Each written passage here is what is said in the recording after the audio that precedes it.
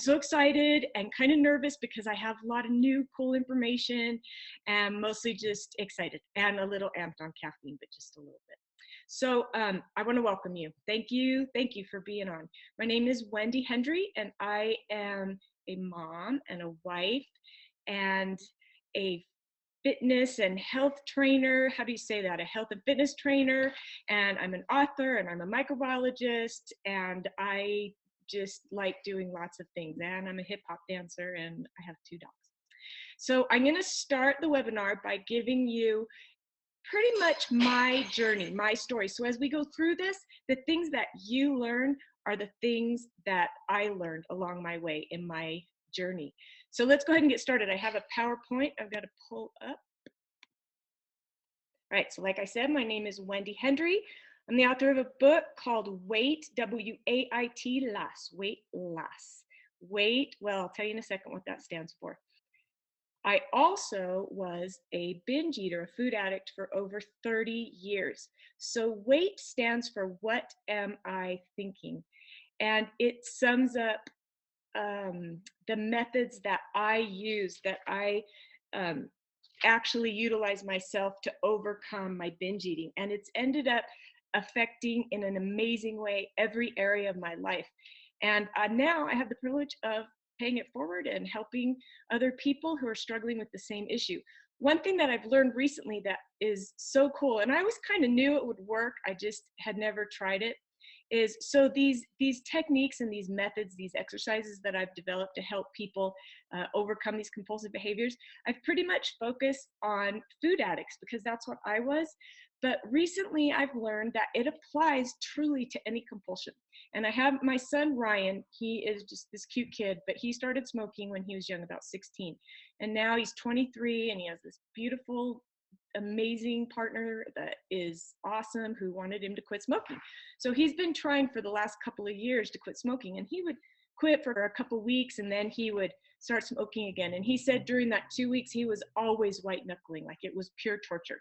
And so I've been trying to tell him, let me help you, let me help you. But of course, because I'm mom, I don't know anything. So I finally had Karina, his girlfriend, read my book, and then she talked him into working with me. So you can go through the girlfriend and get lots of things done. So he decided he was going to work with me. We worked for 3 weeks. This was over 3 months ago. And after the first week of talking to him, once I explained these principles and gave him some things to practice, he quit smoking. And he said that he's not even white knuckling it. And he's sending me a video testimonial, and he was supposed to have it done for this thing, but it was his birthday yesterday, and he sells Teslas and he's super busy. But anyways, he said he still isn't smoking, and it's awesome. He didn't even have to white knuckle it, and his girlfriend's really happy too. So anyways, that's his story. My story is I was a binge eater for over 30 years. Before I get into my story, I want to address one issue that has become kind of a pain in my butt, because therapists, counseling, addiction treatment centers, everybody's always treated addiction as if it were a disease. And so here I come in saying it's not a disease, it's a habit. And I have taken a lot of flack. I've gotten a lot of really kind of nasty messages. I had one Facebook group that had 12,000 people, and about 11,000 of them just attacked me. And it was really fun. I loved it because I know I'm right. If it were a disease, nobody would be able to recover, right? And that's actually one of the things they say, that there is no cure, that you're always, once an alcoholic, always an alcoholic. And I don't agree with that. And there are studies that have come out recently that are supporting what I am saying. So addiction is, okay, here's one thing that I do need to clarify. Addiction does make changes in the brain, just like any habit, and especially because with substances like food and drugs and stuff like that, it releases a chemical called dopamine that makes us feel good, which is a little different than a habit that, like, brushing your teeth at night or something like that. So it does make some changes, but it's a lot like diabetes. Like sugar makes changes to your bodies too. And we call diabetes a disease, but you know what? It's preventable. It's preventable. Type 2 is mostly preventable with 90% of the the people that have it, it's preventable if they eat right and they exercise and they take care of their body. So food addiction or any other addiction, it's the same thing. We've wired our brains in this kind of a habit gone rogue, and we can rewire it at any time. And I have lots of studies to prove that our brains are, it's called neuroplasticity, and they are very changeable. Takes time, but it's doable. All right, so just quickly, the difference between a habit and an addiction. This helped me a lot to understand this. There's a thing called the habit loop. And so first you have the trigger, and then you have the routine, and then you have the reward. So a trigger can be like anything, a person, a place, a fight with your spouse, excitement, stress, fatigue, whatever it is, that a smell or something, whatever it is that triggers you, then it leads into the routine. So the routine in my case was shoving food down my throat. A routine for the someone that's brushing their teeth would be brushing their teeth. So they would see like a toothbrush and then they would brush their teeth. That's the routine. And the reward for them is that they would have like a clean and happy mouth. So in the case of an addiction, we still have a trigger and we still have a routine. The difference, though, is in the reward. That instead of a reward propelling the trigger or propelling the routine, it's an urge. And the difference between that is the dopamine. So the dopamine floods our brains, and after a while, we build up a tolerance to it. And so when we first start, when we have to think about what we're doing and we're starting to create this habit, then we're releasing this dopamine. But after a while, we have to keep producing more and more until eventually, once it moves into the automated part of our brain, it doesn't work anymore. The dopamine's not working. And at that point, it's stimulating a part in the brain that is not the pleasure center, but it's an anticipation of pleasure. So an urge is a lot like a scratch or an itch that you can't scratch. Like you're going around it. You know that feeling when you have an itch and you can't find it? You're never going to find the pleasure from the dopamine that you did when you started the addiction. And that helps because I understood then why I was shoving so much food in my mouth, and I was trying to get that pleasure that had started that habit, and it was never going to happen. It couldn't happen anymore because it was an itch I couldn't scratch. All right, where are we at? All right, so I need to tell you about the brain. This was the first thing that I learned, and it totally blew my mind. I had heard of mindfulness before, but I thought it was some new age thing. It was way over my head. I did not understand it at all until I read an amazing book by Catherine Hansen called Brain Over Binge. And she taught about the two brains, the two parts of our brains, the two voices in our heads. So you know you have one voice that is telling you to do the naughty, and then you have the other voice that's saying, don't do the naughty, be a good person, and you know what's best for you. So the reason we have two voices is because they're coming from two parts of our brain. So the naughty voice, the one that's telling you to eat 3 dozen donuts, that's coming from a part of your brain called the limbic system. And the limbic system's created from different parts of your brain. For example, that habit that we were talking about, it's stored, I think it's right where that arrow is. It's called the basal ganglia. And the basal ganglia is just pure automation. And so we'll talk more a little bit about that, but that's the voice that wants you to just feel good. It wants to feel good and it wants to keep you alive. That's the limbic system's purpose. So if you're starving yourself to death, it's going to be throwing out some pretty big urges there. The other part is the frontal cortex, and that's right in the front. That's your gray matter. The prefrontal cortex is your thinking brain. That's what makes you you. That's what got you through school. It's your intelligence. It's your personality. It's all of these things. And it helped me when I was trying to kind of grasp it and learn to listen to these two brains. It helped me to compare them to an adult and a child. And with more reading, I learned that even scientists actually call those brains the child brain and the adult brain. So the child brain is the limbic system because it's impulsive, it's primitive, it's the first part of your brain to develop. Same brain that the animals have. It's pleasure seeking, it likes to feel good, it houses your automation. It doesn't think, it can't think. Like when an alligator goes to eat a fish or something, it doesn't stop and analyze it. Is this fish going to make me look fat? Should I maybe add some protein to this fish or whatever? It can't think. It's like a robot. It's just there to keep you alive, and it wants to feel good. And so it sometimes gets us in a little trouble, but we love it. I hated putting the horns on the little girl here.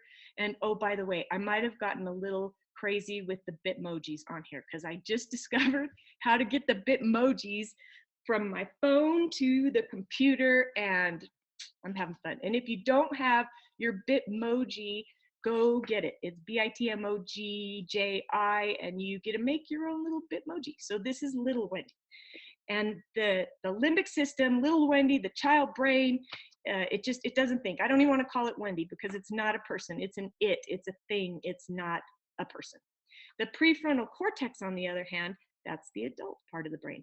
That's the brain that wants you to make good choices. The prefrontal cortex, your gray matter, it is who you are. It makes you you, and it always wants what's in your best interest. It's your intelligence. It thinks logically. We like it. We like our gray matter. So those are the differences between those two brains. And the thing that I learned from Catherine's book is that in order to really understand my urges and my cravings that are coming from the limbic system, I had to separate these two.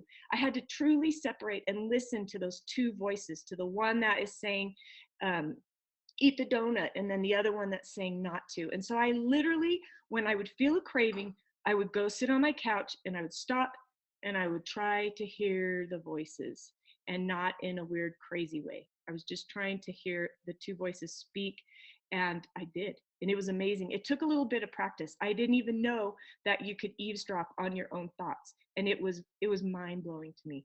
And so mindfulness, a lot of people talk about it in terms of like self-awareness or being in a present state. Well, that meant nothing to me. I did not understand that at all.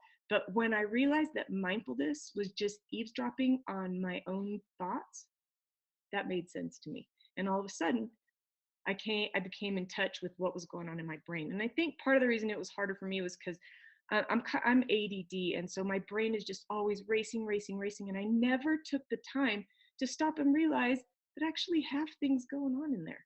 So it was fascinating, fascinating. So anyways, as I was learning to listen to these two voices, I realized that every single binge I had this MO.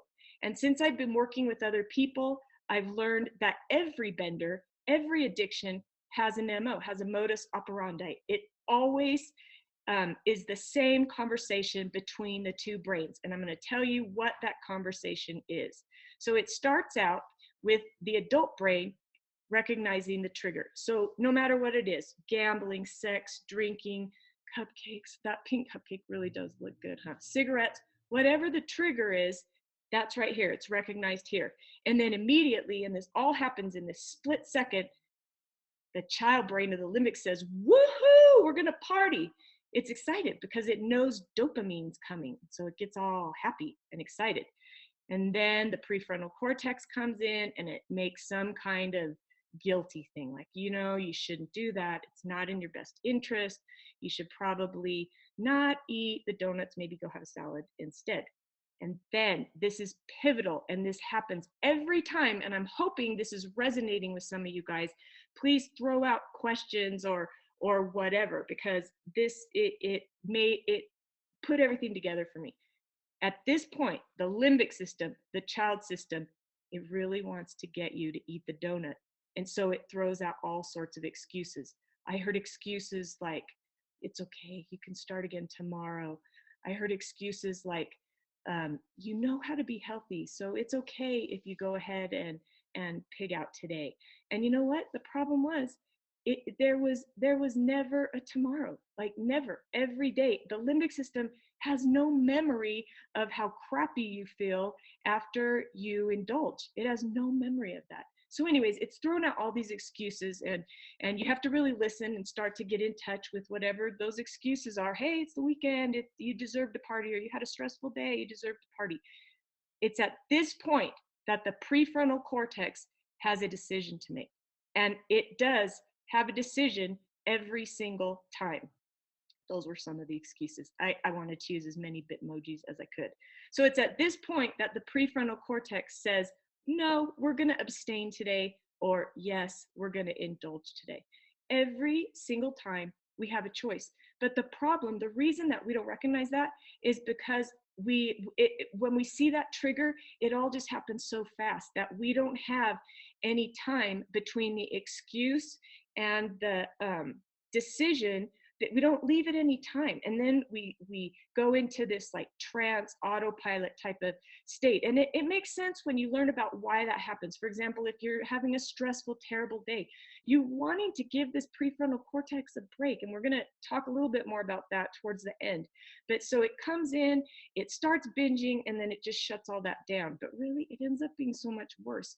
And so what my program does, what I learn to do, and what I help other people to do, is to give it that space between the excuse and between the decision, so that you have that space, so that you don't go into the autopilot. And if you don't go into the autopilot, if you stay present, I'm going to use that guru term, you stay present, then you don't binge. You might choose to have an extra slice of cake or something, but you're present, you're aware, you are making the choice. The food isn't choosing you, if that makes sense. All right, next on the list. So I was having a hard time listening to my two voices because, like I said, I don't slow down. So I was kind of living my life in autopilot. Like literally, I was living in this trance. I would be even at the dinner table on my phone, shoving food in my face. I would be driving the car on the phone or listening to something. I was never present. I was never hearing the thoughts in my head. And it takes practice because it's a habit to live that way too. And so I had to figure out some way to help me stop and learn. And so I wanted to write, what am I thinking? Because I knew what am I thinking was going to help me as a reminder. So I wrote WAIT. And I was kind of surprised actually that the acronym was WAIT. I spelled it out and went, oh, that's really cool. So I took a piece of paper, WAIT, put it on my wall, and it changed, with time. I ended up using an index card and keeping track of triggers and stuff like that. But this is how it started with a big WAIT on my wall, and that's what it was. All right, so what I learned to do also that was kind of fun, just because I'm sort of a competitive person, and at this point during the WAIT, I would hear the voices, I could hear it clearly, but I would sometimes still choose to binge. And it was really frustrating because it was a choice at that point. I was present. I knew what I was doing. I knew this prefrontal cortex could have said no, but it didn't. It chose to say yes. And so it just kind of naturally started to turn into a game to me. And so I decided I was going to pit my limbic system against my prefrontal cortex. And since my limbic system isn't me, it's just it's separate from who I am, of course, my prefrontal cortex, my adult brain, had to win every time. And when I first started, I even kept track. I had this clicker that I wore around my neck. I write about it in my book. And every time I had an urge, I would listen to the two voices, and then I would get my prefrontal cortex to say, sorry, limbic system, but we're not going to listen to you. And originally, if you remember back to when we talked about habits, that the difference between an addiction and a habit is the reward, that during an addiction, you don't have a reward, you have an urge. It's just kind of interesting that originally I thought the reason that the clicker was working was because I was replacing the urge with a reward. I thought I was giving myself something, a reward basically, because I would do points, and then as soon as I got to a certain number, I'd go get a massage or something like that. And I think that probably was part of it, but I think a bigger part of it was that the WAIT forced that space between the excuse or the manipulation and the choice that the prefrontal cortex made. It forced me to hear that excuse and then to make the decision. And because I wanted to win every time, I did.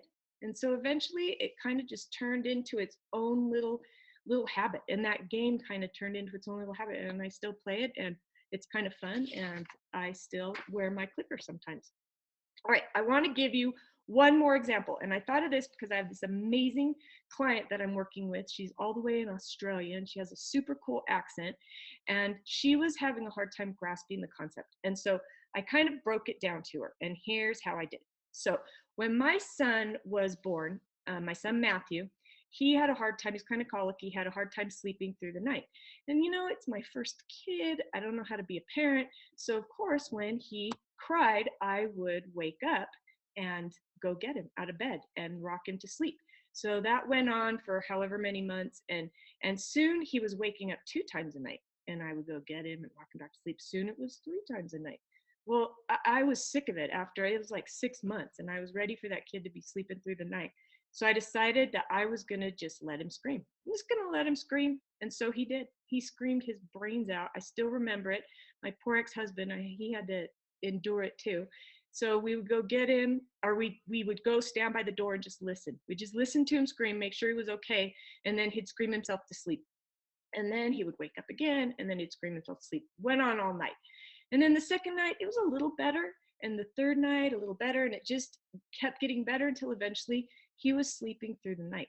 And that was some awesomeness right there. And so our urges are the same way. Our urges are just like a kid screaming, throwing a temper tantrum. It can't get out of its crib. It can't lift a fork. It can't lift a cigarette. It can do nothing except scream. And the problem with us addicts is that we have been feeding this screaming kid. We've been cuddling him and rocking him to sleep, and it just got worse and worse and worse, just like my son was waking up all the time. So what do we have to do? What do we have to do to get rid of these urges and these cravings? We have to let it scream. We have to let it scream, and it does scream, but guess what?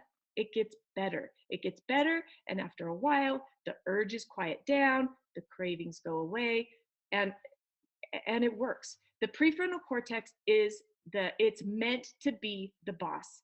And when we don't stand up and become the adult brain that we're supposed to be, chaos reigns. Can you imagine if I would have let my baby son like make all the choices in my life? That would have not been pretty. So we have to stand up and let our prefrontal cortex be the boss that it's meant to be. And after a while, it just backs down. It really does. You might have to hear it scream for a little while, but if you just tell yourself it's just a thought, it's just a scream, it can't hurt me, it's a backseat driver that has no power over the steering wheel, but man, I'm tired of listening to it scream. You got to do it. You got to let it scream, and eventually, I promise you, it is going to stop screaming. Okay, so I told you my journey. This was my journey, and there's more exercises and techniques and stuff that I've developed. We go over. I have an 8-week workshop. It takes us 8 weeks to go through everything, and because it does take time to rewire your brain, it just does. They have this new study they did. This is off topic, but there's this new study. I just talked about it in my live the other day that Duke University did with these poor little mice, and they got these mice addicted to pressing a lever because they would feed them sugar every time they pressed the lever. So then they quit giving them the sugar, and there were 2 groups. The one group continued pressing the lever, blah, blah, blah, blah, blah, even though it didn't get any sugar because it was its habit. And then the other group pressed it once, didn't get sugar, went on to live its happy little mice life. And so they were studying how these habits work in the basal ganglia back there. And the basal ganglia has a go neural pathway and it has a stop neural pathway. And originally they thought in the addicted mice that they only had the go, that and they haven't done studies in humans, but a brain is a brain. So, and we have the same neural pathways. And so they thought originally that those addicted ones just had the green light neural pathway and that the other ones had the no. But what they discovered was that both of them, both sets of mice had both light up. So when they did the study on the brain, it wasn't which one had which neural pathway, it's which one got activated first. And so in the addicts, the go got activated first. And in the non-addicted mice, the stop got activated first. And so then they wanted to take it a step further. So they took that group of lever pressing addicted mice and they decided they were going to change the neural pathway and see what would happen. And so the mice are pressing the lever and they decided when they stopped giving the lever, they were going to feed them sugar. And so eventually, and it took time, eventually those mice started to change their neural pathway until the stop started going first and the go went after, and they weren't addicted anymore. So it's cool, right? And hopefully, well, I want to say hopefully they'll figure that out with humans, but I don't want them cutting my brain open, so maybe not so much. All right. So there's other things that you need to remember when we are talking about freedom from addiction. And I'm not going to go into detail on any of these. Just understand that the brain runs off of glucose, just like our body, the brain runs off of glucose. And the limbic system back here, our child brain, it can't run out of glucose. It can't, because it's responsible for keeping us alive. But guess what? The adult brain up here, it's one of the first to go. And so when we're tired, when we're not feeding our bodies right, when we're not getting the nutrients that we need, the body comes in, it shuts down the prefrontal cortex, and we are totally at the mercy of this limbic system. And so before you even start working on mindfulness, it's very important that you give it an environment, a perfect environment to work with. So you have to start eating right. And so I suggest to my clients that they eat something healthy every 2 to 3 hours. And another important part is to throw in a protein with your carb. And that is for blood sugar, but it's also for satiety. It keeps you full for longer. Super important to drink your water. And that's a whole another webinar. I could do a whole webinar on water drinking. And then the last one is to get enough sleep. They've done a lot of studies recently on sleep that show when you don't get enough, that same thing happens. This comes in, it shuts down the prefrontal cortex. It also throws out more cortisol, more ghrelin, more leptin, all these hormones that are responsible for making you gain weight. So that's a big one. So those are my keys to physical health, the way to get your body ready to start working on your mindfulness. Then I want you to start practicing. And so the WAIT is kind of just the acronym for mindfulness. And I wanted to make it a little easier for you guys. So I have a little tracker for you to use. And I think I forgot to put the link on here to grab it. So I will put it in my Facebook group. So if you're not in my Facebook group, find it. It's the Food Freedom Support Group. And I'm changing it to be the WAIT support group because I like my son who quit smoking. I mean, this applies to everything. So I'm still the food addict, but I'll let anybody in there that wants to overcome their bad habits. All right, so this is what you need to do. Print this out, post this in a place where you can see it, and then I want you to start keeping track. So remember, we talked about addictions. It helps for you to start recognizing what your triggers are, whether it's your teenage son who isn't being nice to you, or whether it's a smell on your way home from work, you have passed a Krispy Kreme or something. Whatever that trigger is, a time of day, take note. It helps you to recognize that. And then I want you to stop and I want you to wait. What am I thinking? What am I thinking? And start hearing those voices in there. And then just put yes or no, whether you heard it. And then I want you to write if you dismissed it. And so you mentally use this front part of your brain to say, okay, child brain, I hear you back there. I hear you screaming, but you're going to be just fine. So go ahead and scream through the night. And I bet by the time you get to the end of this worksheet, to that last line on there, I bet you will be dismissing all of those urges, because you'll learn that you feel better when you do, and that you do have control over it. One other part that I need to mention is that our brain, how I said it runs on glucose, one of the things that sucks the energy right out of our prefrontal cortex is negativity. And so if you have a hard time, if you find there's a lot of no's on here and you end up binging or drinking or whatever it is you're trying to stop doing, I want you to make sure that you are not mean to yourself. You can't be. Can you imagine if one of your kids came home from school and they had a really, really terrible day and they got in the cupboard and they ate 3 packets of Oreo, or if they got in the liquor cabinet and drank some liquor or something? If you knew that that kid was really, really struggling with some internal stressful thing, you would never get mad at that kid.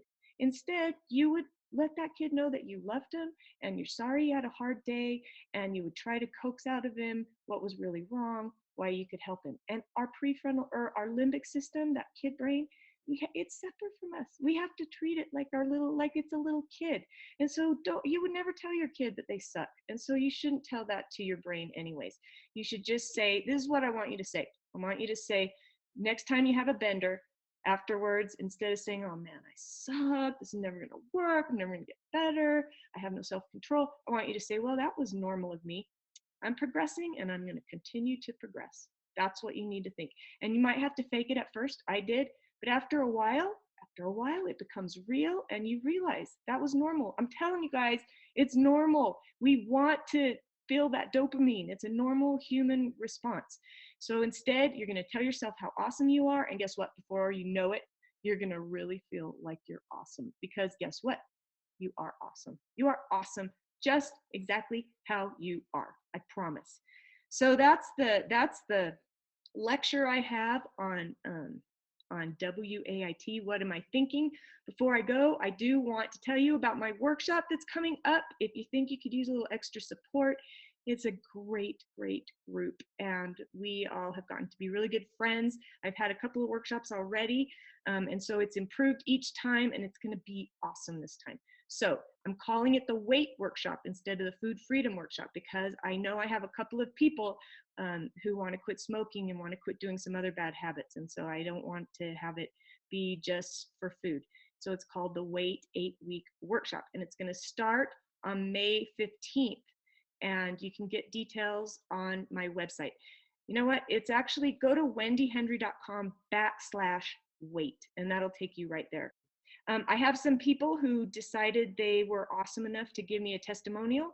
So I'm going to let you guys listen. I hope this works. Yes, it's going to work. So this is what some of the past participants have said. Hold tight. Hi, I'm Stepper. I took Wendy Hendry's workshop on mindfulness, and the tools that she gives us in that workshop are amazing. Not only did it give me permission to kind of re-examine on a more fundamental level my relationship with food and also how my brain works, but also my emotional reactions to a lot of things in life. The biggest success that I have found so far is that there was a time where I was wanting a cookie, and that cookie usually controlled me and chose me, and it's like I had no control.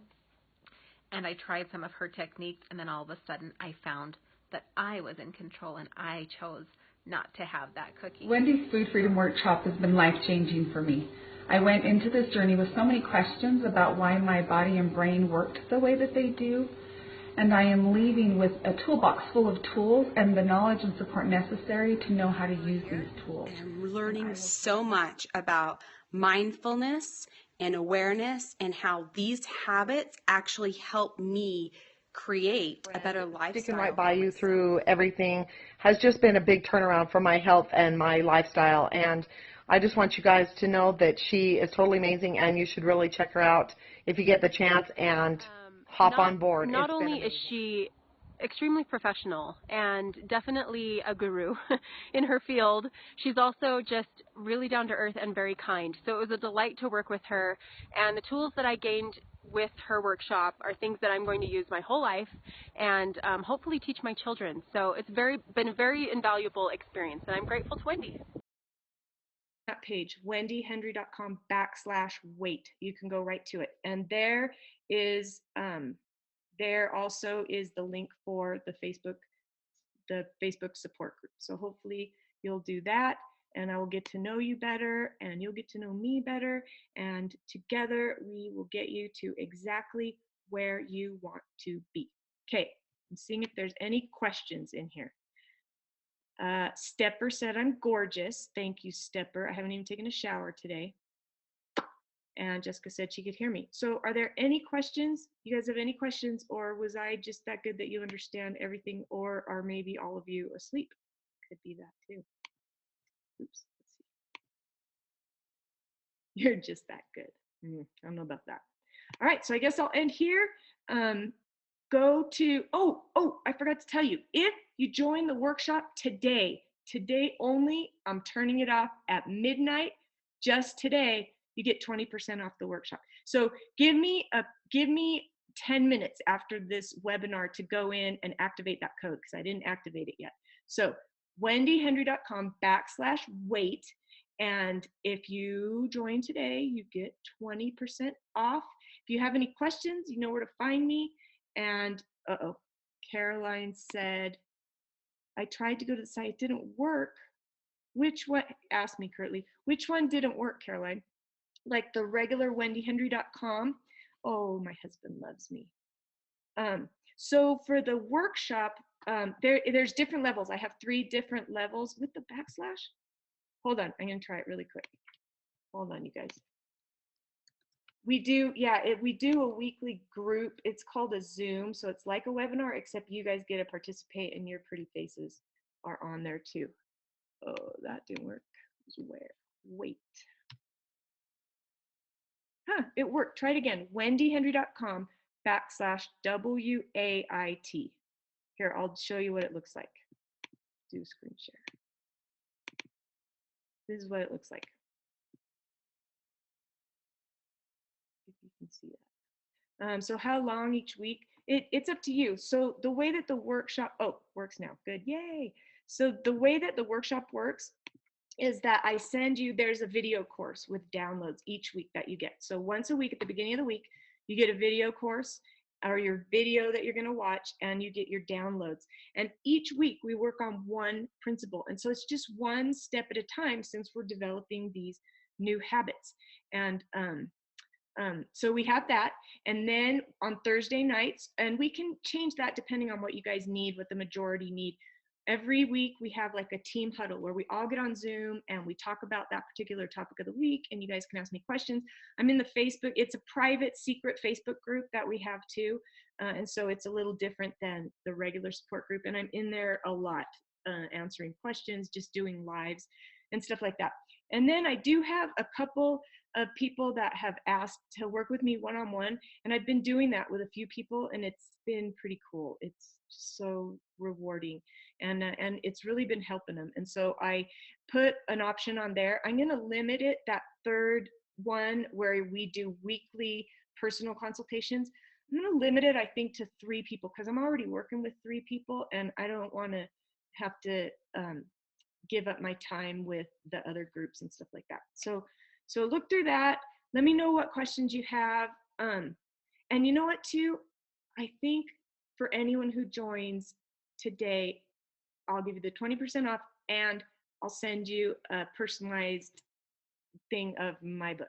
So it sounds silly for me to say it, but I will do it, and I'll write you a long love letter in there. Any other questions, you guys?